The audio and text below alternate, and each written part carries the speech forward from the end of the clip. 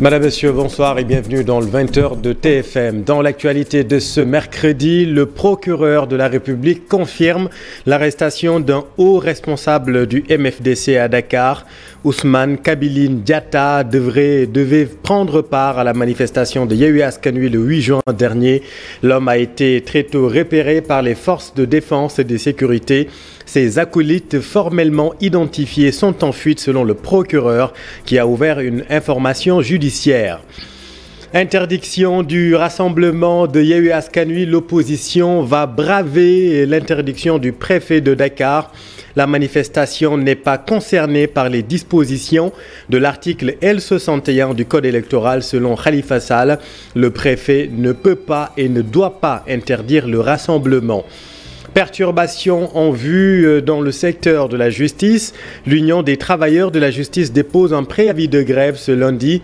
L'Union dénonce la mauvaise gestion des fonds communs des greffiers et le mutisme de l'autorité sur les questions statutaires et indemnitaires.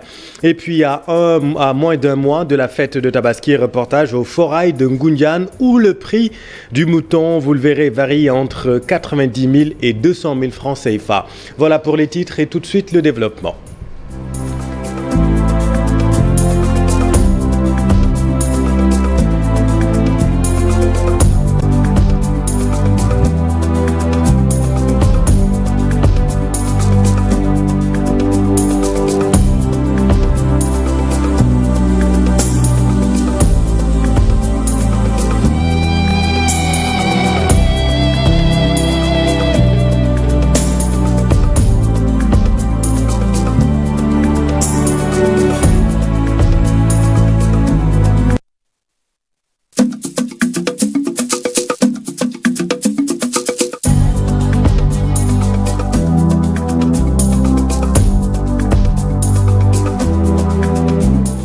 La justice confirme l'arrestation d'un chef rebelle à Dakar le 8 juin dernier. Placé sous mandat de dépôt, Ousmane Kabiline Diatta est un haut responsable du MFDC. L'homme devait prendre part, selon le procureur, à la manifestation de Yewwi Askan Wi le 8 juin dernier à la place de la Nation. Son arrestation a mobilisé d'importants moyens humains et techniques. Une information judiciaire a été ouverte. Aminata Mbarisso. C'est un point de presse du procureur sur un cas bien spécifique, le cas Ousmane Kabiline Diatta. Je tiens à confirmer à l'attention de nos concitoyens à l'arrestation effective, à la garde à vue et du déferment de Ousmane Kabiline Diatta, haut responsable du MFDC, du Mouvement des Forces démocratiques de la Casamance, considéré depuis quelque temps par les forces de défense et de sécurité comme le second et le bras armé d'une aile dure de la rébellion dirigée par Paul Alou-Kassine Bassel. Le mis en cause est qualifié comme étant un membre actif du MFDC qui a participé à de nombreuses opérations. Extrait. Les mêmes renseignements ont révélé par ailleurs que d'autres éléments du MFDC avaient dans les mêmes circonstances fait cap sur Dakar et ils devaient se joindre selon les éléments recueillis aux mis en cause et participer ensemble à la dite manifestation avec l'idée bien manifestée dans les échanges de profiter de toute opportunité pour s'adonner à des opérations de pillage et de destruction. Et souvent, et malheureusement aussi d'atteinte contre l'intérêt physique de personnes qui seraient vraisemblablement des personnes innocentes. Arrêté à Dakar, sous ce rapport, les renseignements ont révélé que le susnommé, enrôlé très tôt dans les rangs du MFDC, M.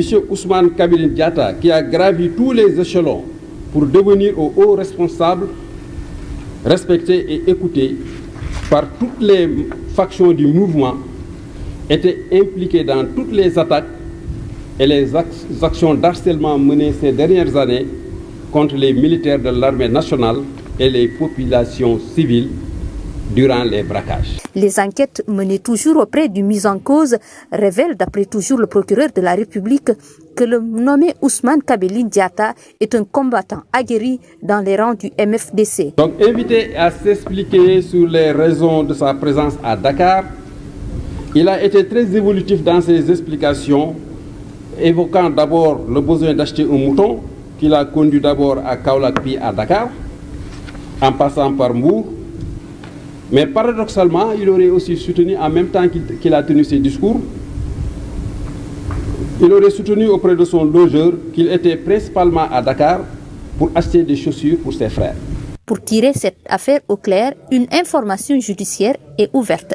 C'est pourquoi j'ai demandé aux forces de sécurité, agissant sous mon autorité dans le cadre de la police judiciaire, de poursuivre les investigations avec rigueur et détermination et de me présenter à toutes les personnes impliquées dans cette affaire en lien avec les rebelles afin que toutes ces personnes puissent répondre de leurs actes. Pour l'instant, j'ai ouvert une information judiciaire qui est confiée au doyen des juges d'instruction pour complot et autres infractions contre l'autorité de l'État, participation à un mouvement insurrectionnel, actes et manœuvres de nature à compromettre la sécurité publique ou à occasionner des troubles politiques graves, culture et trafic de chanvre indien. Le mandat de dépôt a été requis contre Ousmane Kabiline Diatta et une délégation judiciaire est en outre requise pour favoriser la poursuite des recherches en cours. Et puis en politique, Yewwi Askan Wi va bel et bien tenir son rassemblement vendredi prochain. La manifestation n'est pas concernée par les dispositions de l'article L61 du Code électoral. Pour Khalifa Sall, le préfet de Dakar ne peut pas et ne doit pas interdire le rassemblement de Yewwi.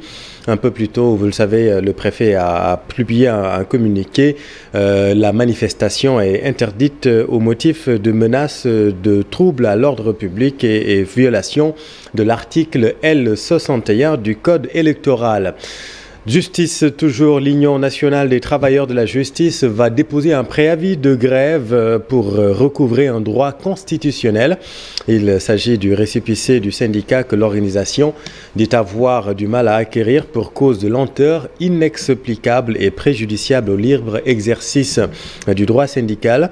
Selon son secrétaire général qui faisait face à la presse ce mercredi, l'Union nationale des travailleurs de la justice dénonce par ailleurs les questions statutaires et indemnitaires restées en l'état depuis 2011 malgré la signature du décret de février 2019 modifiant celui du décret de 2011 portant statut particulier du cadre des fonctionnaires de la justice, tout comme la gestion calamiteuse selon les membres du syndicat, gestion calamiteuse des fonds communs des greffiers. Tout autre chose à présent, à quelques jours de la célébration de la fête de Tabaski, pas encore une grande affluence au célèbre forail de Ngoundiane. Le prix du mouton oscille entre 90 000 et 200 000 francs CFA. Le marché, vous allez le voir, n'est pas encore très bien approvisionné. Voyons tout cela avec Cher Anta Diop et c'est la tire. Ngoundiane, c'est au milieu du marché. Les vendeurs de moutons attirent les clients. Même si le marché n'est pas encore bien approvisionné en moutons, les prix des moutons varient. Il y en a de toutes les bourses. 90, 100, 250. Il y a des moutons qui coûtent 90 000, 100, 250 000. Regardez ces gros béliers, nous les vendons à 200 000 francs. C'est pas cher, hein? Comme il y 200, 150, Pour lui, la cherté de l'aliment de bétail a largement contribué au prix élevé des moutons.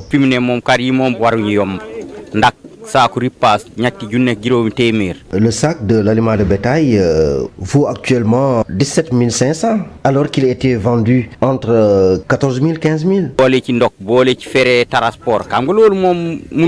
Le président de la Maison des éleveurs du Sénégal appelle les consommateurs à faire une course contre la montre pour acheter leurs moutons. En tant qu'acteur, je ne le dis pas pour faire peur les gens, mais je le dis pour que tout le monde soit organisé, quand même que les populations doivent acheter leurs moutons à temps.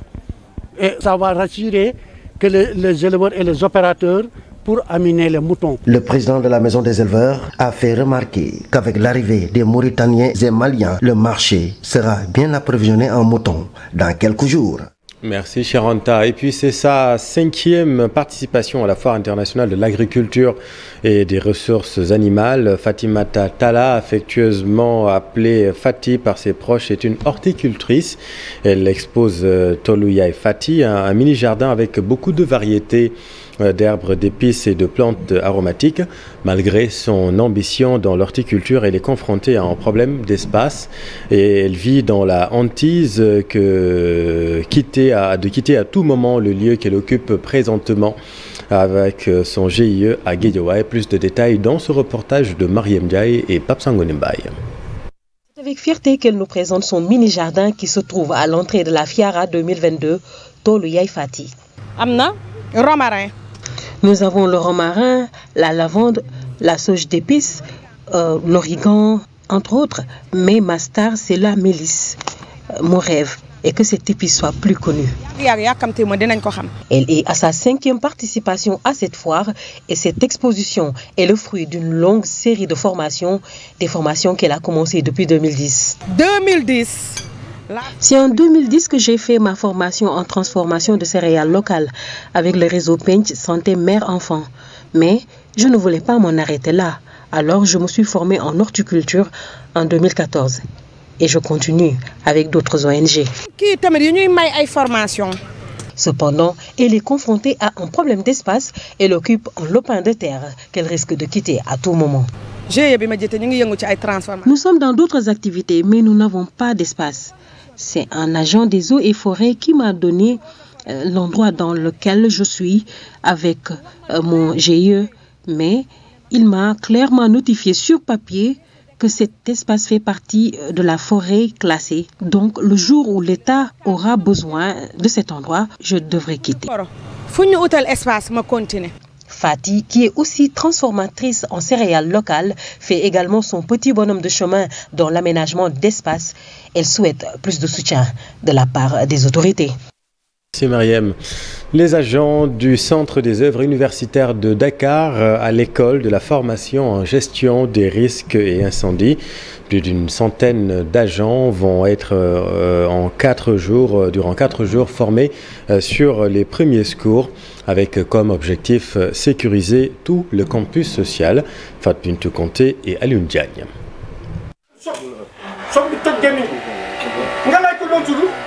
Mieux vaut prévenir que guérir, le Centre des œuvres universitaires de Dakar l'a très tôt compris. Avec cette forte densité qui vit dans le campus social, la prévention est de rigueur. On est entre 35 000 à 40 000 étudiants qui sont logés au niveau de nos campus sociaux. Donc ce monde-là, quand on le gère, on doit être préventif.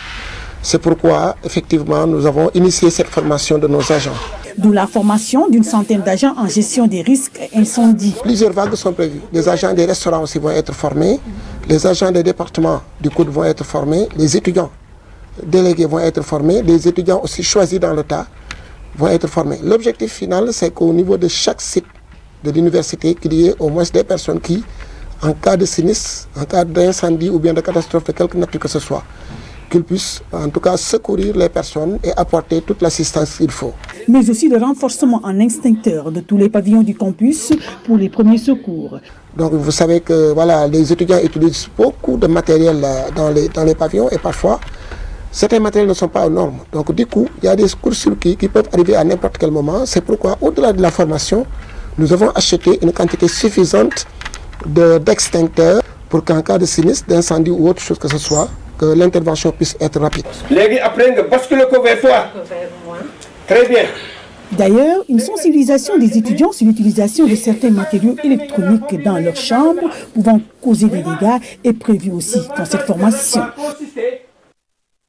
Et puis venons-en à notre reportage consacré à la Biennale. Après la Cour des comptes, une autre institution judiciaire de la République, à savoir la Cour suprême, abrite une exposition sur les œuvres majeures du patrimoine culturel sénégalais. Le thème choisi est art et justice, regard croisé sur le passé, une trentaine d'œuvres d'art appartenant au patrimoine privé de l'État ainsi que de toute nouvelle acquisition pour essayer de trouver le parallélisme qui puisse exister entre la justice et la culture de façon générale. Voyons tout cela avec Ibou Diouf et Amadou Ba. L'image est symbolique, quelques sièges réservés aux juges, un univers solennel qui force le respect. Mais à côté, le travail d'un plasticien fièrement dressé, d'autres tableaux d'art pour établir les liens entre art, culture et justice. Il y a un parallélisme qu'on peut constater. Et quand on sait que la justice joue un rôle par rapport à une société, l'art a des préoccupations aussi qui s'appuient sur cette même société. Parce que dans l'art, tout est humain, tout est naturel. La justice, c'est la même. Donc moi, je pense que l'expo a permis au public de venir visiter, d'entrer aussi dans la justice. L'exposition Art et Justice, regard sur le passé, retrace 50 ans d'histoire de l'art sénégalais, 30 œuvres, parmi lesquelles les tapisseries de Ibou Diouf, créateur de l'affiche du Fesman de 1966. Quand on regarde dans cette exposition-là, il y a toute une articulation en passant de Iba Ndiaye, qui a été le précurseur de la peinture contemporaine au Sénégal. Juste derrière moi, cette magnifique tapisserie de Ibou Diouf. À ma gauche aussi, il y a une autre tapisserie aussi magnifique que celle qui est derrière moi. L'ancien musée dynamique, aujourd'hui devenu Cour suprême de Dakar, retrouve à l'occasion de cette biennale sa beauté artistique. Je suis là devant mon œuvre et juste l'œuvre a été par le biais de mon ami Aloyse Ndiaye qui m'a suggéré de faire créer quelque chose. Mais comme moi je suis dans le design, dans les arts graphiques, et j'ai créé un truc culturel, c'est-à-dire notre logo, le logo de la Cour suprême qui donne le chemin, comme Olof mi ko waxee. Une exposition composée du patrimoine artistique privé de l'État du Sénégal et de nouvelles acquisitions, une autre manière de parler de l'art et de justice. Merci Ibou. Et puis un mot de sport, l'affiche de la finale de la Coupe du Sénégal 2022 est connue. Elle va opposer Étoile Lusitana au Casa Sport. Et puis les Lions du football qui ont entamé leur préparation de la CAN 2023 par un match nul, 2 buts partout face au Cameroun. Plus de détails avec Cher Sadibou Diarra. Étoile Lusitana Casa Sport, c'est l'affiche de la finale de la Coupe du Sénégal de cette année. En demi-finale, Étoile Lusitana, un club de Dakar qui évolue en National 1, crée la surprise en battant la Linguère de Saint-Louis, 2-1. Sur ce même score, le Casa Sport tenant du titre domine Adjel de Rufisque, un club du National 1. Une victoire renversante, émaillée d'incidents et d'actes de violence en fin de rencontre, après le deuxième but du Casa Sport.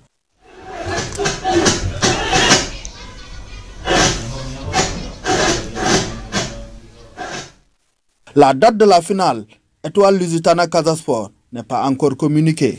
En attendant, l'équipe nationale féminine de football du Sénégal a démarré la préparation de la CAN 2023 du 2 au 23 juillet prochain au Maroc.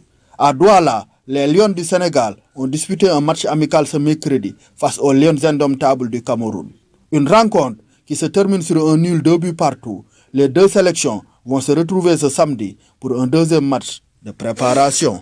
Merci Cher, c'est la fin de cette édition. Merci infiniment de l'avoir suivi. L'info continue dans Soir d'Info avec Binta Diallo et son invité Maïmouna Dieye pour parler politique. Restez avec nous, vous êtes au bon endroit. Bonne soirée.